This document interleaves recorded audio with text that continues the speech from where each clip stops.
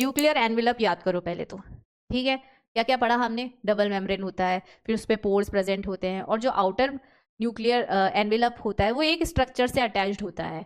यहाँ पे उसी की बात हो रही है। केंद्र की आवरण न्यूक्लियर एनवेलप किसका व्युत्पन्न है?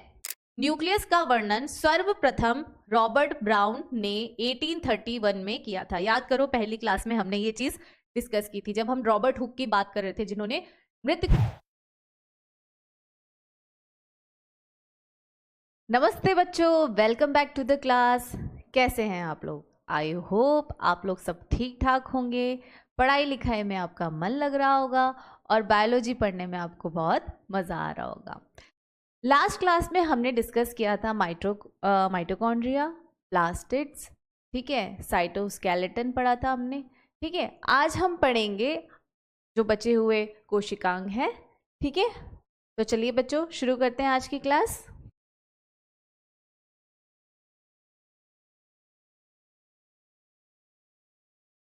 पक्षमाप और कशाभिका यानी कि सीलिया एंड फ्लैजेला, ठीक है बच्चों। क्या है ये कोशिका झिल्ली यानी सेल मेम्ब्रेन से निकली बालों जैसी संरचना होती है, ठीक है। जो अपना सेल मेम्ब्रेन होता है उसमें आपको ये दिख रहा है, ये है आपका सेल मेम्ब्रेन है, ठीक है। सेल मेम्ब्रेन है ये, और सेल मेम्ब्रेन के अंदर से मतलब उसको चीरते हुए, ठीक है, बालों जैसी, मतलब आप समझ सकते हो उसको एक चोटी की तरह, जैसे चोटी बांध के जो है सर से निकली हुई है, ठीक है। ये अपनी सेल मेम्ब्रेन जो आप देख रहे हो ना, ये पूरी कवर है, ठीक है। ये अंदर से जो निकला हुआ जो स्ट्रक्चर आपको दिख रहा है इसकी बात हो रही है, ठीक है। पक्षमाप सबसे पहले पढ़ेंगे हम। सीलिया, यह छोटी संरचनाएं होती है, फ्लैजेला के कंपैरिजन में ये छोटी संरचना होती है जो ओर्स यानी चप्पू की तरह कार्य करती है। किसकी तरह? चप्पू। जैसे पानी में हम जब नाव चलती है तो चप्पू होता है ना, ठीक है। वो क्या करता है? आपकी बोट को आगे ले जाता है। कैसे ले जाता है? पानी को मूव करता है पीछे की तरफ, ठीक है। तो यहाँ पे मूवमेंट किसका हो रहा है? पानी का हो रहा है, लेकिन आगे कौन बढ़ रही है? नाव। तो वैसे ही जो सीलिया जो है ये क्या करती है? चप्पू की तरह ये कोशिका या उसके आसपास के द्रव्य को गति देती है। समझे बच्चों? द्रव्य को गति देती है और फिर कोशिका आगे बढ़ती है, ठीक है। कशाभिका, कशाभिका क्या करती है? फ्लैजेला, ये अपेक्षाकृत लंबी होती है। अपेक्षाकृत लंबी मतलब कि सीलिया के कंपैरिजन में जो फ्लैजेला है ये लंबी, मतलब वो छोटी चोटी होती है और ये लंबी चोटी होती है, पर दोनों ऐसे ही सेल मेम्ब्रेन के थ्रू अंदर की तरफ से निकले हुए हैं। सेल मेम्ब्रेन के अंदर ये कवर है, ठीक है।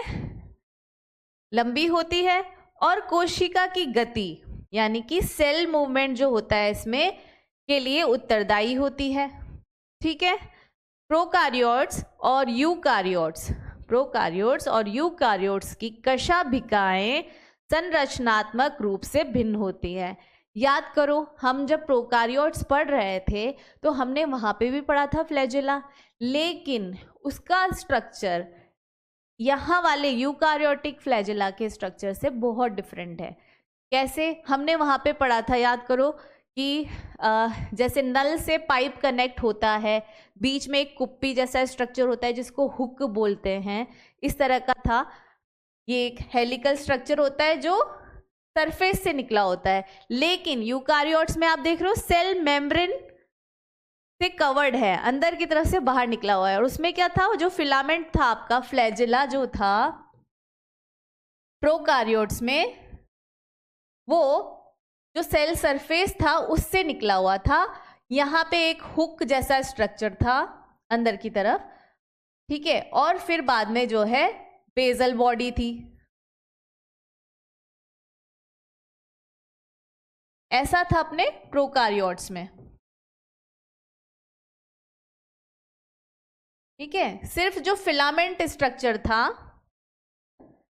जो फिलामेंट स्ट्रक्चर था वो जो है सेल की सरफेस से बाहर निकला हुआ था, फ्लैजेला, और अंदर की तरफ यहाँ पे हुक जैसा स्ट्रक्चर था, हुक, और अंदर थी बेजल बॉडी। ठीक है, लेकिन यूकारियोट्स में क्या है, सेल मेम्ब्रेन के साथ ही ये बाहर की तरफ निकला हुआ है।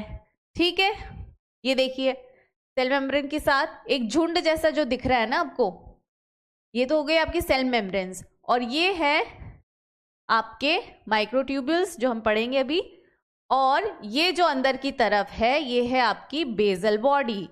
ये जो है ये हो गई बेजल बॉडी। ठीक है, ये आपके ट्रांजिशन फाइबर्स हैं यहाँ पे लगे हुए बेजल बॉडी से, और फिर ये जो आगे वाला जो पार्ट है ये है आपका एक्सोनिम। ये जो पार्ट है आपका एक्सोनिम, और एक्सोनिम को अगर हम ऊपर से देखेंगे, यहाँ से देखेंगे, तो ये कुछ ऐसा दिखेगा आपको।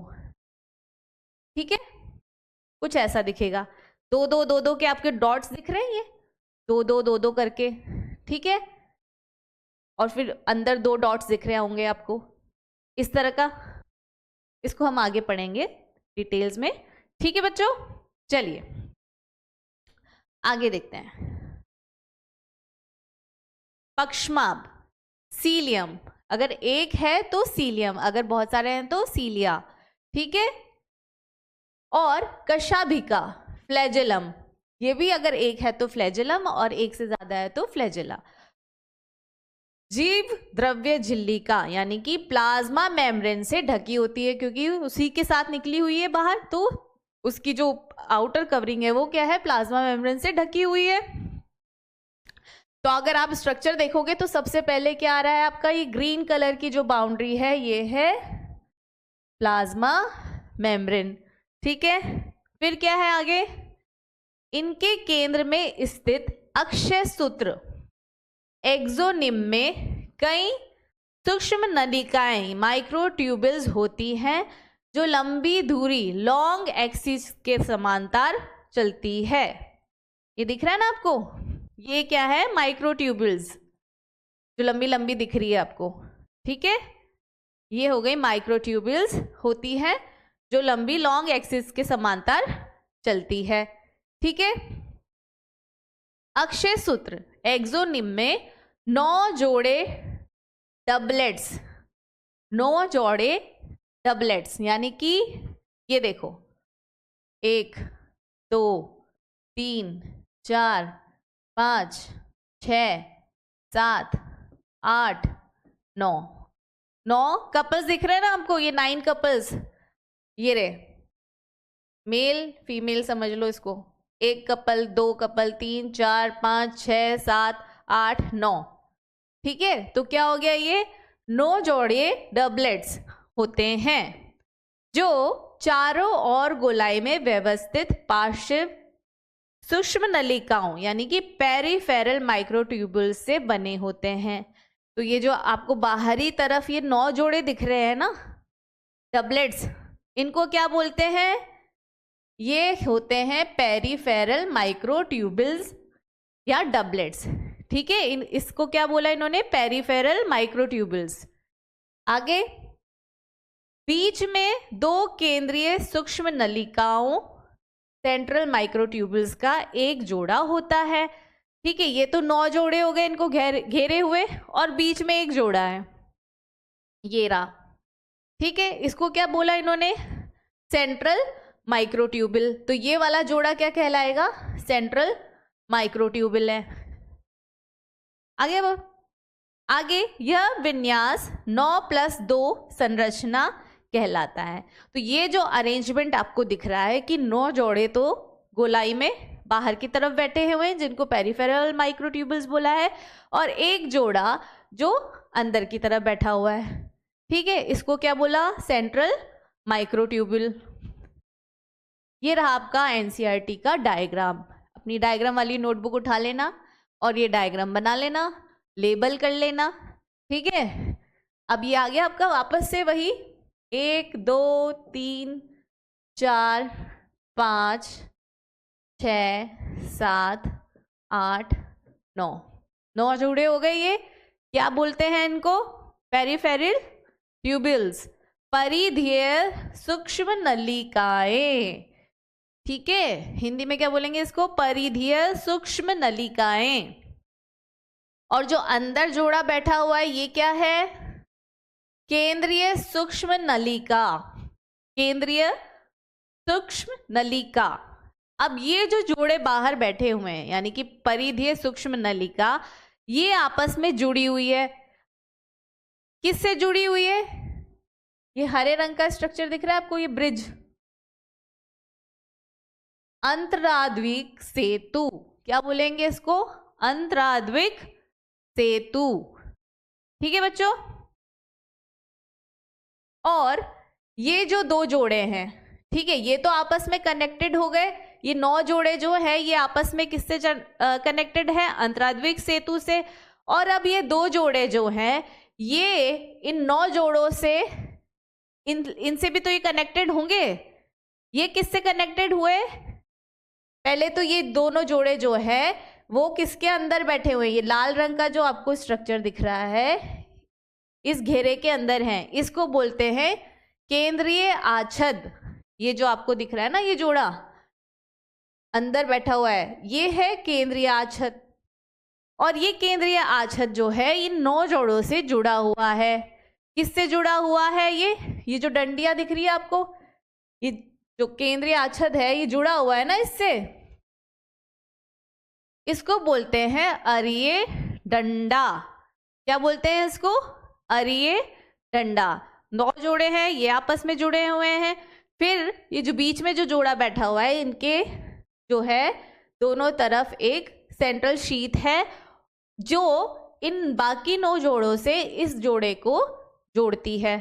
ठीक है, और इस अरेंजमेंट को हम क्या बोलते हैं? इस पूरे अरेंजमेंट को हम बोलते हैं 9+2 अरेंजमेंट। 9+2 क्यों बोला? 9 तो ये पेरिफेरल हो गई, परिधीय सूक्ष्म नलिकाएं हो गई, और 2 जो है अंदर है केंद्रीय सूक्ष्म नलिका 2। ठीक है, तो इसलिए ये हो गई 9+2। ठीक है बच्चों। केंद्रीय नलिकाएं सेंट्रल ट्यूब्यूल्स पुलों, ब्रिजेस द्वारा आपस में जुड़ी होती है। ठीक है, और एक केंद्रीय आवरण सेंट्रल शीथ से घिरी होती है। ये दिख रहा है आपको, ये सेंट्रल शीथ, ठीक है, इससे जुड़ी होती है।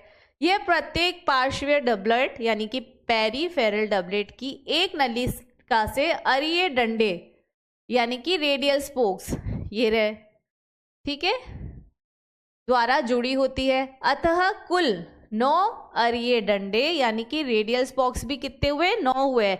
9 हुए ना ये, 1 2 3 4 5 6 7 8 9। ठीक है बच्चों। पार्श्वीय डबलेट्स यानी कि पेरिफेरल डबलेट्स भी लिंकर्स के माध्यम से आपस में जुड़े होते हैं। अब ये जो 9 है ये भी जुड़े हुए हैं। ठीक है, जुड़े हुए ना आपस में, लिंकर्स के माध्यम से जुड़े हुए हैं। पक्षमाप यानी कि सीलियम और फ्लैजेलम एक केंद्रिक सदृश यानी कि सेंट्रियोल लाइक संरचना से उत्पन्न होते हैं, जिसे आधारिक कणिक बेसल बॉडी कहा जाता है। सीलियम और फ्लैजुला जो है सेंट्रियोल से उत्पन्न होते हैं। ठीक है, और जिसको क्या कहा जाता है? बेसल बॉडी कहा जाता है, जो हमने अभी पीछे देखा ना, बेसल बॉडी। यहाँ पे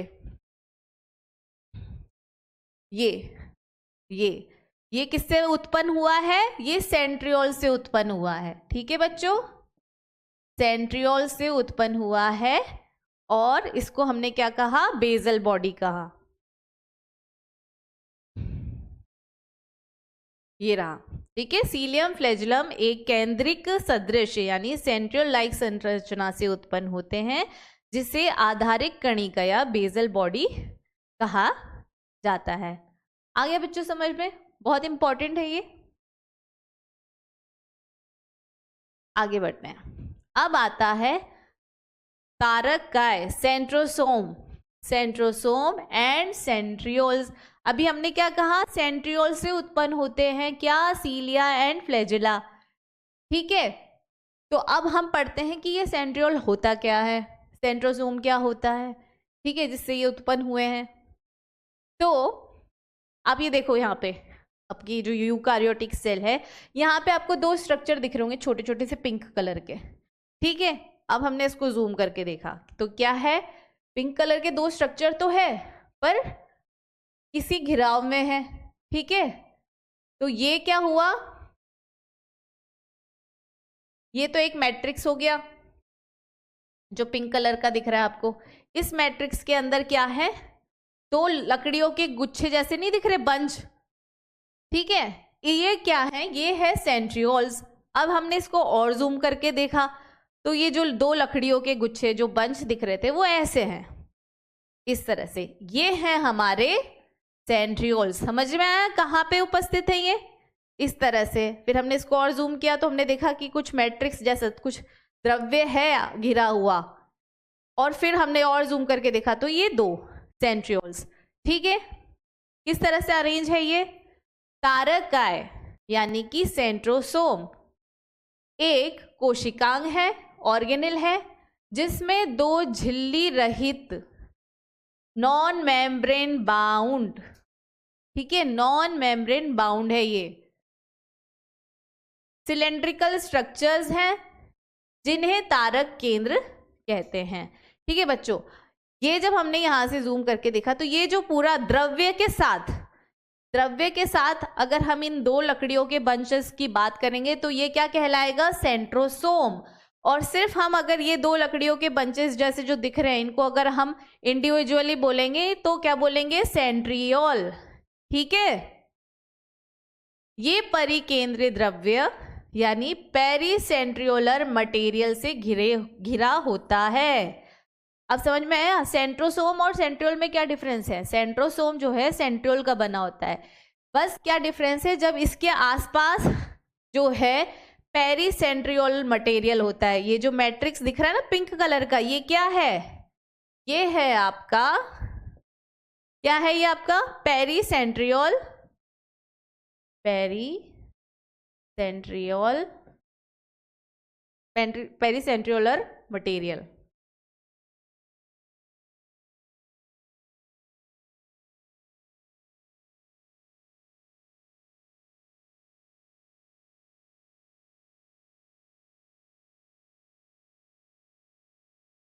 ठीक है, पेरीसेंट्रियोलर मटेरियल। ठीक है, और इसके अंदर क्या प्रेजेंट होते हैं, ये दो सेंट्रियोल्स। तारक केंद्र यानी कि सेंट्रियोल्स एक दूसरे के लंबवत परपेंडिकुलर स्थिति में होते हैं। ठीक है, अब आप ये देख रहे हो यहाँ पे भी ये क्या है, परपेंडिकुलर। परपेंडिकुलर का मतलब क्या हो गया, एक लकड़ियों का बंच ऐसे पड़ा है, दूसरा ऐसे पड़ा है। ठीक है, तो अगर हम ऐसे देखें तो ये जो एंगल बना ये कितना है, 90 डिग्री। ठीक है, परपेंडिकुलर मतलब कि 90 डिग्री के एंगल पे पड़े हुए हैं ये दोनों। ठीक है, 90 डिग्री के एंगल पे, 90 डिग्री के एंगल पे यानी कि परपेंडिकुलर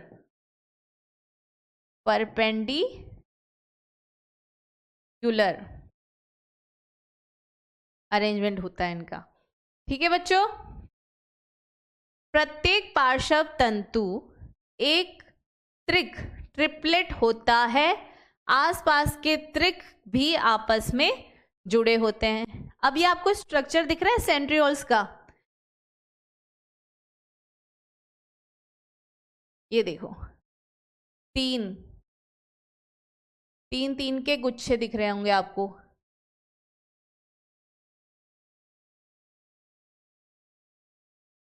ठीक है, इसको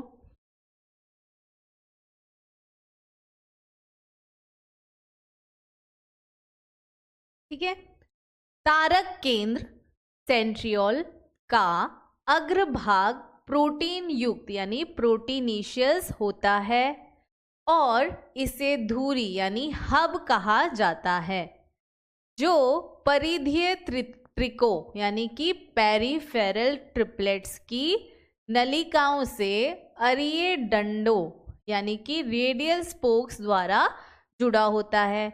यह अरीय डंडे प्रोटीन से बने होते हैं। ये है आपका पूरा सेंट्रोसोम। दिख रहा है आपको? ये जो पूरा स्ट्रक्चर है ये सेंट्रोसोम है। और जो ये येलोइश जो आपको मैट्रिक्स दिख रहा है ना, ये आपका क्या है?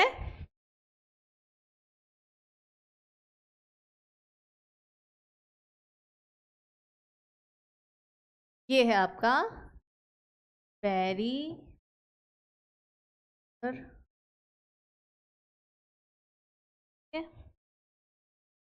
Pericentriolar material.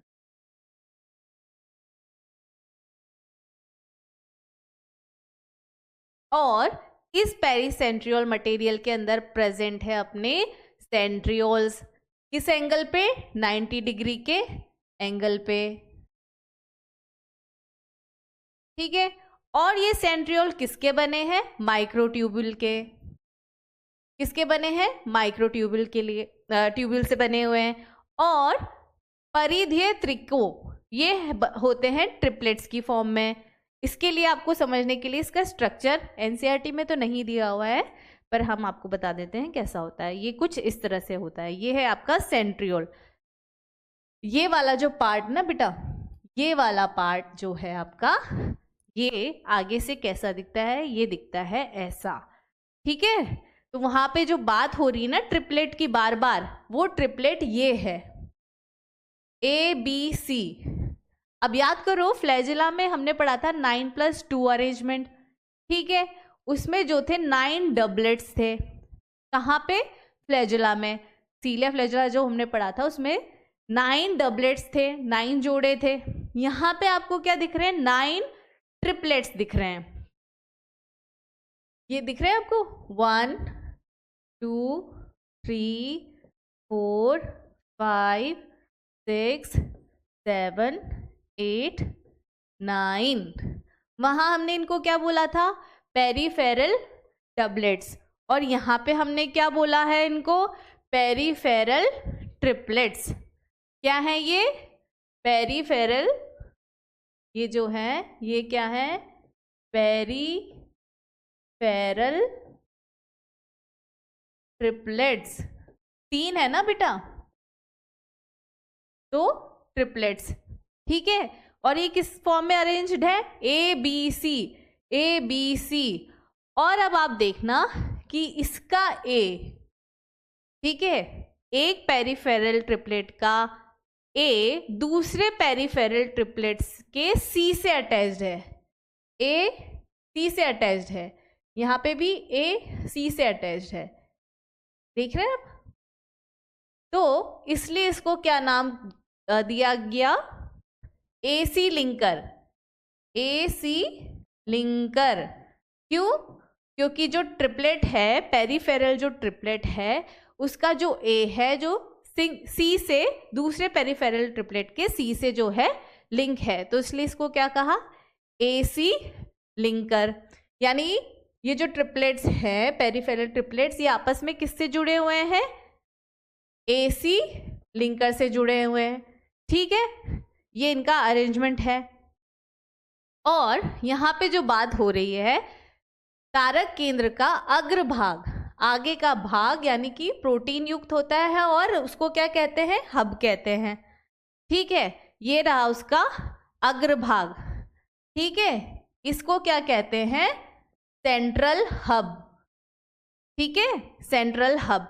अब ये जो ट्रिपलेट्स हैं, पेरीफेरल ट्रिपलेट्स हैं, वो सेंट्रल हब से जो है वो जुड़े होते हैं। ये दिख रही है आपको? 1 2 3 4 5 6 7 8 9। 9 रेडियल स्पोक से। किससे? रेडियल स्पोक से। ये जो ट्रिपलेट्स हैं ये हब से जुड़े हुए हैं। किससे? रेडियल स्पोक से।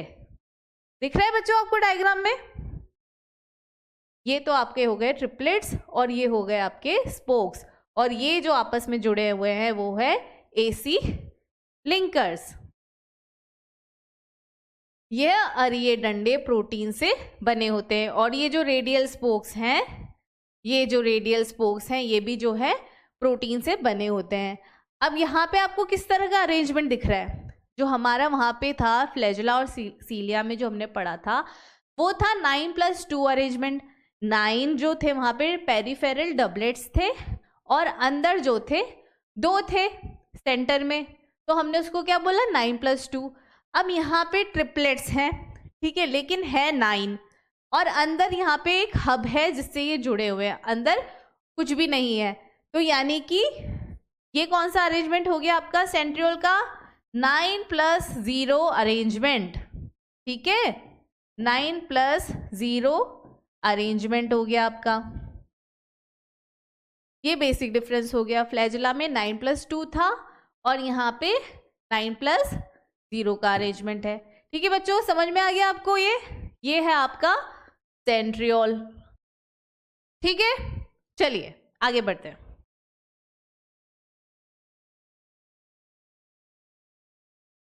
न्यूक्लियस, केंद्रक, ठीक है, सेल का जो सेंटर है वो हम वहां पहुंच चुके हैं। ये रहा आपका सेल, ये आपको दिख रहा है इसमें,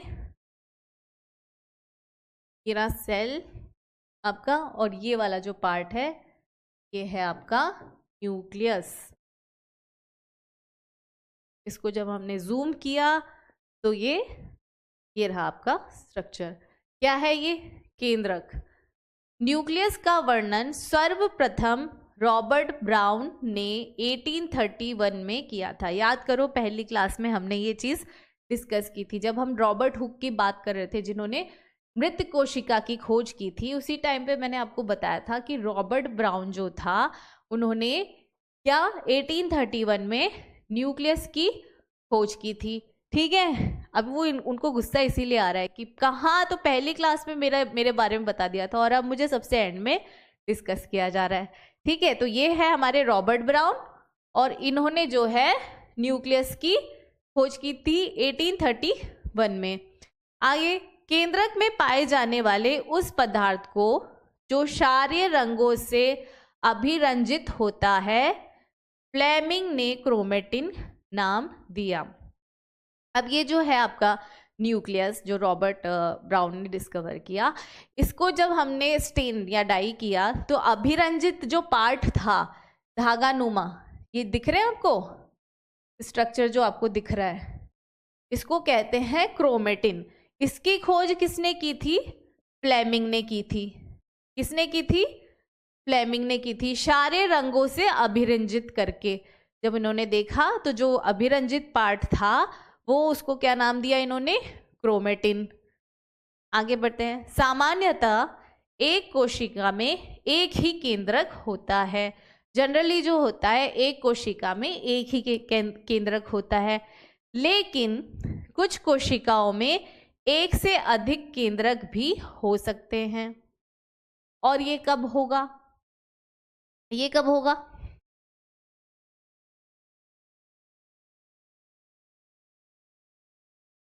अब जो ये बोल रहे हैं कि अगर एक कोशिका में एक केंद्रक है, ठीक है, तो जनरली वैसा ही होता है, लेकिन अगर एक से ज्यादा हो गए तो वो क्या कहलाएंगे? Multinucleated. यानी एक कोशिका में एक से ज्यादा जो है केंद्रक हो गए। अब ये कब पॉसिबल होता है? ये 2 सिचुएशन में पॉसिबल होगा। ठीक है, या तो ये है आपकी 2 सेल है, ठीक है, या तो सेल फ्यूजन हो जाए। ये जो सेल है सेल 1 और सेल 2 ये आपस में फ्यूज हो जाए तो 2 न्यूक्लियस हो गए। ठीक है, हो गए ये मल्टी न्यूक्लिएटेड।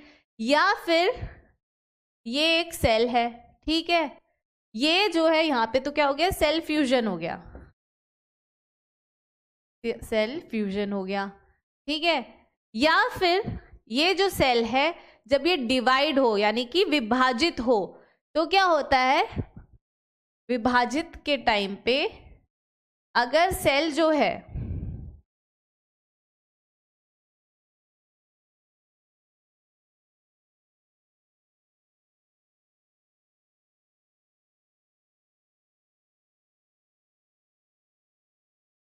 सेल जो है ये विभाजित हो रही है, लेकिन न्यूक्लियस तो विभाजित हो गया यहाँ पे, लेकिन साइटोप्लाज्म नहीं हुआ। जो साइटोप्लाज्म था ना वो विभाजित नहीं हुआ, तो वो वाली जो स्टेज होगी वो भी क्या हो जाएगी, मल्टी न्यूक्लिएटेड हो जाएगी, यानी कि सेल डिवीजन के टाइम पे ये स्थिति हो जाएगी पैदा। ठीक है, तो क्या हुआ, आगे बढ़ते हैं। एक से अधिक केंद्रक हो सकते हैं और कुछ परिपक्व मैच्योर कोशिकाओं में केंद्रक अनुपस्थित होते हैं, कई बार केंद्रक ही नहीं होगा। इसका एग्जाम्पल है उदाहरणतः स्तनधारी लाल रक्त कण यानी कि मैमेलियन आरबीसीज। हमारी जो आरबीसीज होती हैं लाल रक्त कणिका, उनमें न्यूक्लियस नहीं होता है।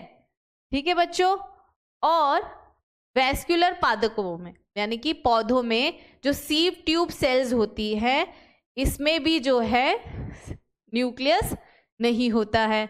और अगर हम वहां बात करें जो मल्टी न्यूक्लिएटेड है, मल्टी न्यूक्लिएटेड की जो हम बात कर रहे थे, वो कौन कौन सी सेल होती है, ऑस्टियोक्लास्ट सेल हो गई है आपकी। ठीक है, ये हम सब पढ़ेंगे आगे। ठीक है, ये जो होती है मल्टी न्यूक्लिएटेड होती है। ठीक है, कुछ हेपेटोसाइट्स होती है, लीवर सेल्स होती है, यानी कि लीवर में जो सेल्स होती है उनको बोलते हैं हेपेटोसाइट्स, वहां पे ऐसा होता है। ठीक है बच्चों, तो ये बात हो गई हमारी न्यूक्लियस की। आगे बढ़ते हैं, ये रहा आपका एनसीईआरटी का डायग्राम है। केंद्रक द्रव्य, अब आपको ये न्यूक्लियस के अंदर जो केंद्रक द्रव्य है, इसके अंदर एक और चीज दिखेगी, वो क्या है, केंद्रिक। थोड़ा सा डार्क सा जो दिख रहा है आपको, केंद्रिक। और जो हमारा ये है आपका न्यूक्लियस, इसमें आपको दिखेंगे थोड़े थोड़े ऊपर जो है उसके छिद्र, जिसको कहा जाता है केंद्रक छिद्र, और उसकी जो बाउंड्री है वो क्या कहलाएगी, केंद्रक झिल्ली। ठीक है बच्चों, आगे बढ़ते हैं। इंटरफेस अवस्था का जो केंद्रक है, इंटरफेस क्या होता है, इंटरफेस क्या होता है बच्चों, जब सेल विभाजन जो कोशिका विभाजन है उसमें हम पढ़ेंगे, जब विभाजित होती है, ठीक है, तो उससे पहले क्या है, वो उसकी तैयारी करती है। उस दौरान जो है उसकी ग्रोथ होती है, प्रोटीन सिंथेसिस होता है, डीएनए रेप्लिकेशन होता है, बहुत सारी चीज़ें उसमें प्रोसेस चलते रहते हैं, या फिर हम उसको रेस्टिंग फेज भी बोलते हैं कि सेल डिवीजन होने से पहले जो सेल की तैयारी हो रही है, मतलब सेल जो है रेस्टिंग फेज जो होता है उसका, जिसको हम बोलते हैं इंटरफेज, यानी कि रेस्टिंग फेज भी बोलते हैं इसको। तो जो ये इंटरफेज होता है यानी कि रेस्टिंग फेज होता है, यानी कि जब सेल डिवाइड नहीं हो रही, नो सेल डिवीजन। ठीक है, तो इंटरफेस के दौरान पे अगर हम आप न्यूक्लियस की बात करें तो वो कुछ ऐसा दिखता है। क्या क्या दिखता है उसके अंदर, केंद्रकीय आवरण, न्यूक्लियर एनविलप, ये जो आपको दिख रहा है ना, ये है न्यूक्लियर एनविलप। ठीक है, केंद्रकीय द्रव्य, केंद्रक द्रव्य यानी कि न्यूक्लियर मैट्रिक्स या न्यूक्लियोप्लाज्म। न्यूक्लियस के अंदर जो है वो क्या है, सेल के अंदर है तो साइटोप्लाज्म, न्यूक्लियस के अंदर है तो न्यूक्लियोप्लाज्म। ठीक है, तो ये पर्पल कलर का जो ब्लूइश आपको दिख रहा है ये मैट्रिक्स, ये क्या हो गया आपका, न्यूक्लियोप्लाज्म।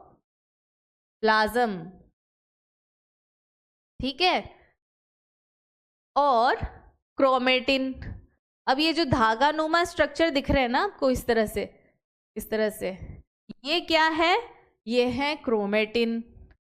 ठीक है, फिर है केंद्रिक यानी कि न्यूक्लियोलस, ये जो डेंस सा आपको जो दिख रहा है ये क्या है, न्यूक्लियोलस सॉरी। ठीक है, न्यूक्लियस के अंदर दिख रहा है आपको क्या, न्यूक्लियोलस। अब आपको ये जो आपका न्यूक्लियस है इसके ऊपर छोटे छोटे से ये पोर्स दिख रहे हैं बच्चों, ये जो पोर्स दिख रहे हैं आपको, इनको बोलते हैं न्यूक्लियर पोर। क्या बोलते हैं? Nuclear pore. और साथ में आपको ये जो न्यूक्लियस है इसकी मेम्ब्रेन से जुड़ा हुआ कुछ याद आया? ये वाला स्ट्रक्चर जो आपको दिख रहा है, ये वाला जो स्ट्रक्चर आपको दिख रहा है, ये क्या है? ER, endoplasmic reticulum. और कौन सा वाला एंडोप्लाज्मिक रेटिकुलम है?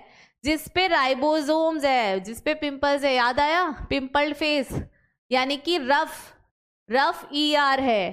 कौन सा ER है ये? RER, जिस पे राइबोसोम्स प्रेजेंट है। तो ये न्यूक्लियस की जो झिल्ली है उससे बिल्कुल जुड़ा हुआ है। ठीक है बच्चों, आगे बढ़ते हैं। न्यूक्लियर एनवेलप क्या है? यह दोहरी झिल्ली, डबल लेयर्ड मेम्ब्रेन। अब याद करो, हमने पढ़ा था माइटोकॉन्ड्रिया डबल लेयर्ड, फिर हमने पढ़ा था प्लास्टिड, वो भी क्या था? Double layer. और अब हम पढ़ रहे हैं न्यूक्लियस, ये भी क्या हो गया? Double layered. तो 3 आपके जो ऑर्गेनल्स है, कोशिकांग है जो डबल लेयर्ड है, डबल मेम्ब्रेनस हैं, वो कौन कौन से हो गए आपके? माइटोकॉन्ड्रिया हो गया, प्लास्टिड हो गया यानी क्लोरोप्लास्ट हो गया, ठीक है, और न्यूक्लियस हो गया। ठीक है, डबल लेयर्ड मेम्ब्रेन होती है जिसके बीच में 10 से लेके 50 नैनोमीटर का स्थान होता है, यानी कि एक लेयर ये, एक लेयर ये। तो इसके बीच का जो डिस्टेंस है वो कितना बता रहे हैं? ये 10 से 50 नैनोमीटर होता है, जिसे परिकेंद्रकीय अवकाश या पेरी न्यूक्लियर स्पेस कहा जाता है। तो ये जो न्यूक्लियस है ये डबल मेम्ब्रेन होता है, 2 मेम्ब्रेन है, और ये जो स्पेस है इसको क्या कहा इन्होंने? Perinuclear space. ठीक है, ये देखो डबल लेयर है, इसका ये वाला जो पार्ट है दोनों लेयर्स के बीच में, इसको क्या कहा? Perinuclear space. अब क्या दिख रहा है आपको इसमें? यह केंद्रक न्यूक्लियस और कोशिका द्रव्य साइटोप्लाज्म के पदार्थों के बीच एक अवरोध, बैरियर का कार्य करता है। ठीक है, जो ये साइटोप्लाज्म के अंदर अपना न्यूक्लियस है, इसकी जो डबल मेम्ब्रेन है और पेरी न्यूक्लियर स्पेस है, ये क्या है? साइटोप्लाज्म को न्यूक्लियोप्लाज्म से उसके बीच में एक बैरियर आ गया। ठीक है, यह बाह्य झिल्ली आउटर मेम्ब्रेन सामान्यतः अंतर्द्रव्य जालिका ER से जुड़ी होती है और उस पर राइबोसोम्स भी पाए जाते हैं। और कौन सी ER पे राइबोसोम पाए जाते हैं? ये डायरेक्टली किसकी बात कर रहे हैं? RER की। RER जो है वो क्या है? न्यूक्लियस, जो अपना न्यूक्लियस है उसकी जो बाहरी मेम्ब्रेन है उससे जो है ये ER जो है, RER देखो आप जुड़ा हुआ है, जुड़ा हुआ है ना, RER। ठीक है, केंद्र के आवरण में 2 झिल्लियों के संलयन फ्यूजन से बने छोटे छोटे छिद्र होते हैं। अभी आप ये देख रहे हो जो डबल मेम्ब्रेन है इसके बीच में है पेरीन्यूक्लियर स्पेस, लेकिन कहीं कहीं पे ये स्पेस नहीं है, कहीं कहीं पे आपको ये येलो येलो पार्ट दिख रहा है। ठीक है, यानी कि ये हो गए आपके क्या? पोर्स हो गए। ठीक है, ये पोर्स हो गए, दिख रहा है ना आपको? इस तरह से ये पोर्स बने होते हैं, जो स्पेस तो है ही इनके बीच में, पर कहीं कहीं आपको इस तरह से पोर्स दिख रहे हैं। ठीक है, ये क्या है आपके? ये हो गए आपके न्यूक्लियर पोर्स। क्या हो गए? Nuclear pores. और इनका काम क्या है इन छिद्रों का? ये छिद्र RNA और प्रोटीन को केंद्रक और कोशिका द्रव्य के बीच ले जाने के मार्ग प्रदान करते हैं। यानी कि जो RNA और प्रोटीन सिंथेसिस होगा यहाँ पे, तो वो साइटोप्लाज्म जो बाहर है और न्यूक्लियोप्लाज्म जो न्यूक्लियस के अंदर है उसके बीच में इनका जो है उनके लिए एक रास्ता बनाएगा। ठीक है बच्चों, साइटोप्लाज्म और न्यूक्लियोप्लाज्म। ठीक है, तो यहां से क्या चीजें ट्रेवल कर सकती है, आरएनए और प्रोटीन। ठीक है बच्चों, आगे चलते हैं। अब आता है क्रोमेटिन। ये जो धागा नुमा दिख रहे हैं ना आपको, क्रोमेटिन, धागा नुमा जो स्ट्रक्चर्स दिख रहे हैं आपको, ये है क्रोमेटिन। यह न्यूक्लियोप्रोटीन तंतुओं यानी न्यूक्लियोप्रोटीन फाइबर्स का एक जाल नेटवर्क होता है। ये पूरा पूरा नेटवर्क दिख रहा है ना आपको, किसका बना होता है, ये न्यूक्लियोप्रोटीन फाइबर्स का जो है ये बना होता है। इसमें डीएनए तथा मूल प्रोटीन, बेसिक प्रोटीन्स, ठीक है, एक तो इसके अंदर क्या होता है, क्रोमेटिन के अंदर क्या प्रेजेंट होता है, एक तो डीएनए, ये भी हमने पहले डिस्कस किया हुआ है, ठीक है, और क्या होते हैं, बेसिक प्रोटीन। बेसिक प्रोटीन कौन से, हिस्टोन्स प्रेजेंट होते हैं, ठीक है, और गैर हिस्टोन प्रेजेंट होते हैं। हिस्टोन और गैर हिस्टोन दोनों प्रोटीन्स ही हैं, ठीक है। और क्या प्रेजेंट होता है, आरएनए होता है, ठीक है। तो क्या क्या प्रेजेंट हो गया, डीएनए, हिस्टोन, नॉन हिस्टोन और आरएनए। कहाँ प्रेजेंट है ये, क्रोमेटिन के अंदर। कहाँ प्रेजेंट है, क्रोमेटिन के अंदर। कोशिका विभाजन यानी कि सेल डिवीजन के दौरान क्रोमेटिन संघनित, कंडेंस होकर गुणसूत्र यानी कि क्रोमोसोम का निर्माण करते हैं, जो हम अगली क्लास में पढ़ेंगे डिटेल्स में, ठीक है। ये जो क्रोमेटिन्स है ये किस तरह से क्रोमोसोम बनाते हैं कंडेंस होने के बाद, वो हम पढ़ेंगे अगली क्लास के अंदर, ठीक है बच्चों। आगे समझ में आपको। अब नीट में जो क्वेश्चंस आज जो हमने टॉपिक डिस्कस किया उसमें नीट में काफ़ी क्वेश्चंस आते हैं, तो हम पिछले प्रीवियस ईयर्स में जो क्वेश्चन आए हैं वो डिस्कस कर लेते हैं। पहला है केंद्रकीय आवरण यानी कि न्यूक्लियर एनविलप किसका व्युत्पन्न है, ये आया आपका 2015 में आया, व्युत्पन्न है। न्यूक्लियर एनविलप याद करो पहले तो, ठीक है। क्या क्या पढ़ा हमने, डबल मेम्ब्रेन होता है, फिर उस पर पोर्स प्रेजेंट होते हैं, और जो आउटर न्यूक्लियर एनविलप होता है वो एक स्ट्रक्चर से अटैच्ड होता है। यहाँ पे उसी की बात हो रही है। केंद्र की आवरण न्यूक्लियर एनविलप किसका व्युत्पन्न है, ठीक है। पहला आता है गोल्जी काय की झिल्ली, मेम्ब्रेन ऑफ गोल्जी काय, ये तो हमने पढ़ा ही नहीं अभी इससे रिलेटेड। अभी जब हमने पढ़ा न्यूक्लियर एनविलप के बारे में, वहां पे गोल्गी का नाम आया ही नहीं है। फिर है माइक्रोट्यूब्यूल्स, ये भी नहीं था, ठीक है। अब आ रहे हैं दो ऑप्शंस आ रहे हैं, और दोनों में क्या है, एंडोप्लाज्मिक रेटिकुलम है। लेकिन हमने अभी क्या पढ़ा था, जो न्यूक्लियर एनविलप है उससे जो एंडोप्लाज्मिक रेटिकुलम जो है वो जो बाहर की परत है, बाहरी झिल्ली है न्यूक्लियस की, ठीक है, उससे अटैच होता है, और उस पे होते हैं राइबोसोम्स प्रेजेंट। और जिस ईआर पे राइबोसोम प्रेजेंट होते हैं उसको हम क्या बोलते हैं, rough ER, rough endoplasmic reticulum. तो इसका आंसर क्या हो गया, खुरदरी अंतर्द्रव्य जालिका, ठीक है बच्चों।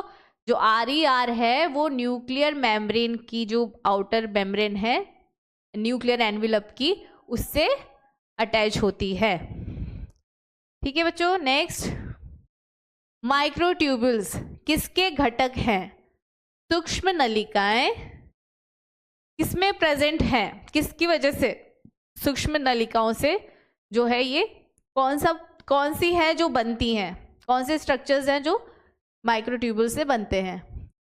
पहला है तुर्कु तंतु सीलिया, तारक केंद्र बेसल बॉडी, फ्लैजेला, ठीक है। दूसरा आ रहा है तारक केंद्र बेसल बॉडी, तुर्कु तंतु सीलिया और क्रोमेटिन। थर्ड है तारकाय, केंद्रिकाभ और तारक केंद्र। चौथा है पक्षमाभ, कशाभिका, पैरोक्सिसोम। अब आप ये देखो पैरोक्सिसोम जैसा तो हमने कुछ पढ़ा ही नहीं है माइक्रोट्यूब्यूल्स से रिलेटेड। अब आपको ये दिख रहा होगा सेंट्रोजोम। सेंट्रोजोम किसका बना होता है? सेंट्रियोल्स का बना होता है। सेंट्रियोल किसके बने होते हैं? हमने पढ़ा माइक्रोट्यूब्यूल से, ठीक है। और बेसल बॉडी भी हमें पता है माइक्रोट्यूब्यूल्स होती हैं। तो ये करेक्ट तो है, पर अगर हम सेंट्रोजोम की डायरेक्टली बात करें तो वो किससे बना होता है? सेंट्रियोल से, ना कि माइक्रोट्यूब्यूल से। अब आता है सेकंड ऑप्शन, बेसल बॉडी। ठीक है, बेसल बॉडी बना होता है, सीलिया बना होता है, लेकिन क्रोमेटिन नहीं होता है। अब अपने पास बचा ए, ऑप्शन ए, सीलिया बना होता है, बेसल बॉडी बना होता है और फ्लैजेला भी बना होता है। तो फिर कौन सा करेक्ट ऑप्शन हो गया आपका? ये, ठीक है। अब इसमें आपको कंफ्यूजन आ सकता है इसमें, लेकिन जब दो करेक्ट स्टेटमेंट हो तो उसमें से मोर करेक्ट कौन सा है वही हमारा आंसर होगा। यहाँ पे सेंट्रोसोम जो है सेंट्रियोल से बना होता है और सेंट्रियोल जो है माइक्रोट्यूब्यूल से बना होता है। तो यहाँ पे कंफ्यूज मत होना, ठीक है। ठीक है बच्चों, आज की क्लास हम यहीं ख़त्म करते हैं। नेक्स्ट क्लास हम शुरू करेंगे अपना क्रोमोसोम के साथ। तब तक आप ये सारा जो है रिवाइज करके आना, ठीक है बच्चों। Thank you, have a nice day, bye bye, take care.